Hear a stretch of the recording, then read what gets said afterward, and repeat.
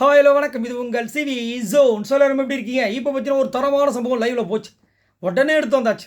என்னென்னா, எப்பயுமே ஒரு சில பேர் பார்த்தீங்கன்னா ஸ்டார்டிங்கில் வந்துட்டு பங்கமாக வந்து ஒரு சில பேர் கலாய்ச்சிட்டே இருப்பாங்க. போக போக அந்த கலாய்க்கிற விஷயங்கள் கம்மியாகும். ஏன் அப்படின்னா, ஒரு பயம் வரும். நம்ம ஓவராக தான் போகிறோமோ, வேண்டாம் எதுக்கு, அவங்களும் வந்து சைலண்ட்டாக போகிற மாதிரி இருக்குது, திடீர்னு வச்சு செஞ்சுட்டாங்கன்னா அப்படின்னு ஒரு பயம் வரும். அந்த ஒரு பயம் இப்போ சௌந்தர்யாவுக்கு வந்திருக்கு. ஏன்னா டைம் கிடைக்கும் போதெல்லாம் முத்துக்குமரன் வச்சு செய்வாங்க. நீங்கள் நல்லா நிறைய நேரங்களில் பார்த்தீங்கன்னா தெரிஞ்சிருக்கும். எல்லா வீக்லி டாஸ்க்லையும் பார்த்தீங்கன்னா முத்துக்குமரன் செய்வாங்க. இன்றைக்கி ஒரு அதே மாதிரி ஒரு டாஸ்க் இவங்களா வந்து ஏற்படுத்தி பண்ணுறாங்க. முத்துக்குமரனை பேசுறதுக்கு பயப்படுறாங்க. அதுவும் வந்துட்டு பக்கத்தில் சாச்சனா அணுகுண்டு இருக்கு பாருங்க, சாச்சனா இன்னும் முத்துக்குமரனை விட்டுட்டீங்க, அப்பயும் கண்டுக்கல. அதுக்கப்புறம் தீபக்கு சொன்னதுக்கு அப்புறமா தான் லாஸ்ட்டாக பேச ஆரம்பித்தாங்க. அதை நான் அப்புறம் சொல்கிறேன். அதுக்கு முன்னாடி பார்த்தீங்கன்னா 1 by 1 ஆரம்பித்தாங்க. இதை வந்து ஆரம்பித்ததே வந்து விஜய் விஷாலை வந்து கலாய்க்கிறதுக்காகவே ஆரம்பித்த மாதிரி இருந்துச்சு இந்த டாஸ்க்கு. ஏன்னா விஜய் விஷால் ரொம்ப எல்லை மீறி இந்த மார்க் பண்ணுற விஷயங்கள் பயங்கரமாக போயிருக்கு. எனக்கு தெரிஞ்சு யாரோ ஒருத்தங்க சொல்லியிருப்பாங்க. மேபி சாச்சனா சொல்லியிருக்கிறதுக்கு வாய்ப்பு இருக்குது. அதை வந்து அவங்க காதில் போயிருக்கும். அதே மாதிரி விஜய் சேதுபதி அவர்கள் இதை வந்து தண்டிக்கணும், பட் கண்டிக்கவே மாட்டார். அப்படின்னும் போது நம்மளே வந்து பேச ஆரம்பிச்சோன்னு சொல்லிட்டு வச்சு கிளிக்கிறாங்க. ஏன்னா அந்த மாதிரி பண்ணணும். இவங்க இந்த மாதிரி பண்ணாங்கன்னா, இவங்க இந்த மாதிரி சொன்னால் தான் அவங்களுக்கு ஒரு பயம் வரும். இல்லைன்னு வச்சுக்கோங்களேன், திரும்ப யாராவது ஒருத்தர் கிண்டல் பண்ணுவார். அதனால தான் ஜாக்லினை வந்துட்டு ரொம்ப நடக்கிறத வச்சு கேவலமாக கிண்டல் பண்ணிட்டு இருந்தார். இன்னுமே விஜய் சேதுபதி ஏன் வந்துட்டு இன்னும் சைலண்டாக இருக்காருன்னு சத்தியமாக புரியல. ஆனால் இன்றைக்கி கிழிச்சாங்க. பாருங்க, உங்களுக்கு தைரியம் இருந்துச்சுன்னா என் முன்னாடி மூஞ்சுக்கு நேரம் சொல்லுங்கள். அதை விட்டுட்டு என் பின்னாடி வந்துட்டு கவுண்டர் அந்த பண்ணுற வேலை அடிக்கிற வேலை வேண்டாம், அசிங்கமாக இருக்குது அப்படின்ற மாதிரி பங்கமாக கலாய்ச்சாங்க. ஆனந்தி, ஐயோ ஆனந்தி இப்படி கலாய்ப்பாங்க நினச்சி கூட பார்க்கல. சூப்பராக இருந்தது. அவங்களுக்கு ஒரு மாதிரி மூஞ்சி ஒரு மாதிரி ஆகிடுச்சு. இந்த பாருங்கள், நீங்கள் ரொம்ப வளன்னு பேசுகிறீங்க, எங்களாலே முடியல. ஆனால் ஒரு சில நேரங்கள் நல்லா யோசிச்சு பாருங்கள், 4 மணி நேரம் பேசுகிறீங்க, எவ்வளோ காண்டாக இருக்கு பாருங்கள். அதனால் பேச்சை கம்மி பண்ணுங்கன்ட்டாங்க. அவங்க இன்னும் நம்ம மட்டும் தான் பேசவே கூடாது, அவங்க மட்டும் தான் பேசுவாங்களா, நம்ம வெறும் கேட்டுட்டு தான் இருக்கணுமா அப்படின்ற மாதிரி ஆரம்பித்தாங்க. இருங்கன்ட்டாங்க. ஏன்னா அங்கே சொல்லிட்டாங்க, இது ஏன் டாஸ்க்கு, நீங்கள் வந்து இப்போ நான் சொல்கிறத கேட்கணும், அவ்வளோதான், இது எதுவுமே பேசக்கூடாதுன்ட்டு. தீபக்கு நீங்களே ப்ரொமோவில் பார்த்துருப்பீங்க. உங்கள் மேனஸு, உங்களோட படிப்பு, உங்களோட அறிவு எல்லாத்தையும் உங்கள்கிட்டே வச்சுக்கோங்க. நாங்கள் எங்களுக்கு தெரியும், எங்கள் மேனஸ் வச்சு நாங்கள் பொழைச்சிக்கோம், நீங்கள் உங்களத மட்டும் வச்சு பொழைச்சிக்கோங்கன்ற மாதிரி கலாச்சி விட்டாங்க. அதுக்கப்புறம் சிவகுமாருக்கு வந்து சொல்கிறாங்க, நீங்கள் ரொம்ப பயப்படுறீங்க, என்ன மாதிரியே பயப்படாதீங்கன்ற. அவராக பயப்படுறாரு, அவர் நடிக்கிறாரு. அவர் வந்து நல்லவங்க மாதிரி நடித்தாதான் அப்போ வந்து நம்மளை வந்து நாமினேட் பண்ண மாட்டாங்க, நல்லா பேர் வாங்கிட்டு போகலாம் அப்படின்னு. அவருக்கும் கோவம் வரும். அன்றைக்கி சொன்னார் பாருங்க, சுருன்னு நாக்குப்பூச்சி வரும்ன்ட்டு. ஸோ அது மாதிரி அவருக்கும் கோவம் வரும்.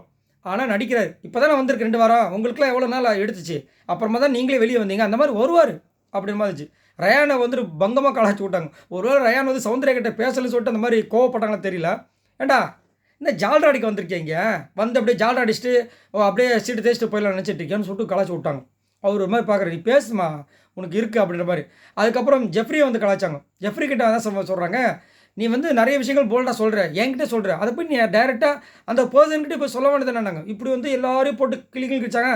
ரஞ்சித் சாருக்கு வந்துட்டு, சார் உங்கள் டீமை எப்படி கலாய்க்கிறாங்க தெரியுமா சார், நீங்கள் எப்போ சார் வச்சு செய்ய போகிறீங்கன்னா அவரு என்ன மூஞ்சி மட்டும் வேலை செய்து மற்றதில் அப்படியே இருக்குன்ற மாதிரி. என்ன பண்ணுவீங்க, இல்லை போய் சாப்பிட போகிறா அதை சொல்லுங்கள், என்னமோ போயிட்டு வச்சு செய்கிற மாதிரி இன்னும் எதுக்கு அப்படின்ற மாதிரி இருந்துச்சு. சும்மாங்க வெறுப்பாக இருக்குது. அவ்வளோ பேர் வந்து உயரை கொடுத்து வேலை செஞ்சுட்டு வெளியில் கெட்ட பேர் வாங்கிட்டு இருக்காங்க. இவர் நோகாமல் நொங்கு தின்ற மாதிரி இவ்வளோ வாரம் இருந்ததெல்லாம் எனக்கு ரொம்ப காண்டாக இருக்குது. இவ்வளோ விஷயங்கள் பேசிட்டாங்க. பேசிட்டு இருக்கும்போது சாச்சனா பக்கத்தில், மகாராணி இன்னும் நீங்கள் முத்துக்குமரன் எதுவுமே சொல்லவே மாட்டீங்க. அவங்க கண்டுக்காம கம்முன்னு இருந்தாங்க. திரும்ப வந்து தீபக் வந்துட்டு என்ன முத்துக்குமரன் சொல்லன்னு சொன்னதுக்கப்புறமா ஆரம்பிக்கிறாங்க. அப்பயும் வந்துட்டு பதுங்கி இது பண்ணுறாங்க. பயந்து இந்த மாதிரி பேசவே மாட்டாங்க. தெரிஞ்சு போச்சு இப்போ வந்து அவரோட வளர்ச்சி அதிகமாகிட்டே போகுது. ஸோ வந்துட்டு நம்ம எதுக்கு தேவலாமல் வச்சுக்கிட்டு. அது மட்டும் இல்லாமல் அவர் அதாவது இப்போ முதல்ல வந்து கொஞ்சம் சைலண்ட்டாக போயிடுவார். நல்லா நோட் பண்ணி பாருங்கள். முத்துக்குமரனோட கேம் பார்த்துட்டீங்கன்னா முதல்ல வந்து கேம் ஸ்ட்ராட்டஜி மட்டும் இருக்கும். யாராவது பேசினா கூட எதிர்த்து பேச மாட்டார். இப்போ இந்த வாரங்கள்லேருந்து பார்த்தீங்கன்னா அருண் பிரசாத் கிட்ட சண்டை போட ஆரம்பிச்சார் பாருங்க, அந்த மார்க்கிங் பண்ண விஷயங்கள். அதுலேருந்து இப்போ வந்து எல்லாருக்கிட்டையுமே வந்துட்டு பயங்கரமாக பேசுகிறாரு. ஸோ அந்த பயம் வருது அவங்களுக்கு. அதனால் என்ன சொல்கிறாங்க, சிரிச்சுக்கிட்டு, இல்லை அவன் வந்து நினச்சிட்ருக்கான், அவன் பேச்சு திறமையை வச்சு இந்த ஷோ வந்து மேலே தூக்கலாம்னு நினச்சிட்ருக்கான், ஆனால் அது ஒரு நாள் கீழே வந்துடும், எது ஷோவானார் அவர். இல்லை சொல்லி சிரிக்கிறாங்க. சிரிக்கிறீங்களா, முத்துக்குமரன் எப்போ பார்த்தாலும் உங்களுக்கு பிடிக்காத வன்மத்தில் தானே கக்குவீங்க. அந்த ஒரு ஸ்கூல் டாஸ்கில் கூட நீங்கள் சான்ஸ் கிடைக்குமோ அப்படி தானே கலாச்சிங்க, எல்லாருமே கலாச்சாங்க உங்களை அப்படின்னு. ஸோ ஓகே, நல்லதுதான். என்னை பொறுத்த வரைக்கும் முத்துக்குமரன் கிட்ட வச்சுக்க தேவையில்லை, நீங்கள் கலாய்ங்க வேலை செய்யலை. உண்மையிலேயே அவர் அதை பண்ணாருன்னா நீங்கள் பண்ணலாம். அதை விட்டுட்டு நீங்கள் பண்ணும்போது என்ன ஆகுதுன்னா, வெளியில் பார்க்குறவங்களுக்கு வன்மத்தை கக்கிற மாதிரி இருக்குது. ஸோ என்னை பொறுத்த வரைக்கும் பார்த்தீங்கன்னா சௌந்தர்யா ஒரு நல்ல ஒரு திறமையான ஒரு போட்டியாளர், ஜாக்லின் ஒரு போட்டியாளர், சூப்பர் போட்டியாளர், முத்துக்குமரன் ஒரு திறமையான ஒரு போட்டியாளர். இவங்களாம் வந்துட்டு தேவையில்லாமல் மற்றவங்கள வன்மத்தை கக்கிறதுனால கெட்ட பேர் வந்துடுது. அதனால் என்ன ஆகுதுன்னா, ஒரு மெஜாரிட்டியாக இருக்கிற ஃபேன்ஸ் வந்துட்டு இந்த ஃபேன்ஸ் அட்டாக் பண்ணுறதும், அவங்களுக்கு ஓட்ட டவுன் பண்ணுறது இந்த மாதிரி வேலைகள் பண்ணுறாங்க. அதை பண்ணாங்கன்னா, சூப்பரா இவங்க 3 பேருமே டாப் 5ல வரதுக்கு வாய்ப்புகள் எக்கச்சக்கமா இருக்கு. சரி, நீங்க உங்களோட கருத்து சொல்லுங்க. திடீர்னு ஒரு மாற்றம் சௌந்தர்யா கிட்ட. வச்சு செய்றவங்களும் வச்சு செய்றாங்க. முத்துக்குமரன் கிட்ட திடீர்னு பதுங்குறாங்க. ஏன்? உங்களுக்கு என்ன தோணுதுன்ற சொல்லுங்க. மறக்காம இந்த வீடியோக்கு ஒரு லைக்க தட்டி விடுங்க. நம்மளோட சேனலை சப்ஸ்கிரைப் பண்ணுங்க. நான் அடுத்து ஒரு சூப்பரான வீடியோல சந்திக்கிற வரை பாய் நண்பர்களே.